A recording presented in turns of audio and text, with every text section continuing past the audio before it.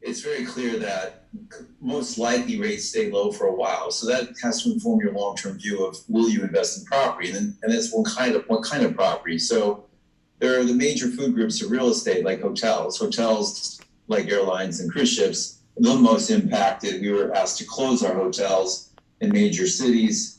Then they shut down domestic and international travel. International and domestic was cut back. So cities like New York or Los Angeles, Chicago, New Orleans, big meeting cities with big convention centers, that business can take a while to come back. And until they turn on international air travel, you're not going to see a big resurgence in those hotel markets. On the other hand, drive-to markets that are mostly domestic, and even weekend business where people can get to a hotel on the weekend, that business is coming back very quickly. And in the drive-to markets and the low-end hotels that are more like circuit apartments, we're running 84% occupancy in a 200 hotel chain, 24,000 keys. And yet our hotel in Los Angeles is shuttered. Our hotel in New York has no demand whatsoever. And in Miami, where we reopened a hotel recently, for the July 4th weekend, we'll run 70% occupancy. And everyone is driving. Office, I'm not worried about. Office tenants are paying. I don't think people enjoy working from home. I think people are ready to get back to work. Work is more than just coordinating or management by walking around for a leader, or it's a social event. It's like going to the theater. You go out, you want to see your colleagues, find out what they did. And I don't think there's anything that makes up for face-to-face contact. So I am personally not worried about office. There are geographies like New York City I'm worried about office, but really for other reasons. And then retail is like the 9/11. It's a hurricane, and it's everyone who didn't have an Amazon Prime card now has one. My 86-year-old mom figured out how to order a thermometer online and have it delivered the next day for free. And even in China, Alibaba got the rest of China on their platform. So I think the convenience of online shopping, e-commerce, and some of the retailers, when you saw companies like Williams-Sonoma report earnings, and they did really well, they have really upped their game online. I think great physical retail will survive. Rents may not be what they were. The other asset classes like apartments and single-family rentals, very, very good, very solid.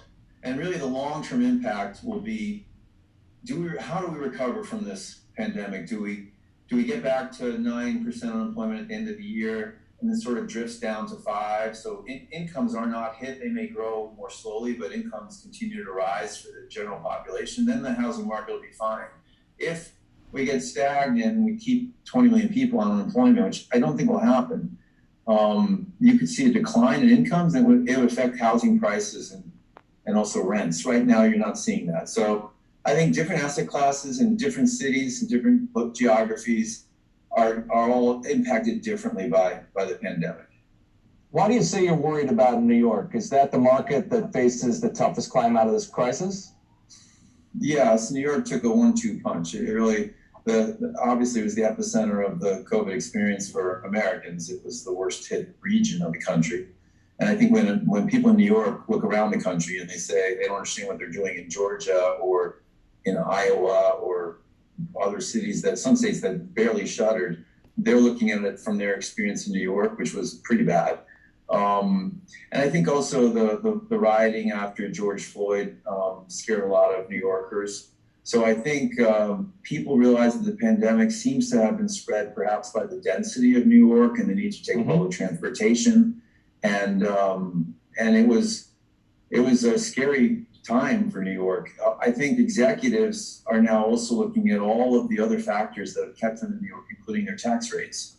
And I think in general, for Starwood Capital, my private firm, we've really favored recently the investing in the red states, not because it's not a political commentary, but the red states are growing, whether it's Florida or Texas or Tennessee. The states with lower taxes are just adding people. The states with higher taxes are actually losing people, and they're voting with their feet and their cars. The move outs from New York and New Jersey, I think, versus move-ins are like 60% of people are leaving versus 40% coming, and that's just recent data that I saw. So even the Californians are beginning to leave what regards a very high tax states for places that like Wyoming and Nevada, which are low tax states. So I think as this is a vicious cycle that gets worse as you know, if they raise taxes, more people leave, and the social burden of those that are less fortunate falls on ever smaller revenue base, and they can't cover it because you have unions you have to support too. So the services of the city get worse, the city gets dirtier, the police show up less often, and it's a negative cycle. I think New York is close to the tipping point. Personally, I think it's. I love New York. I grew up in the area, but things can change, and kicking people out who bring jobs isn't a smart program for New York.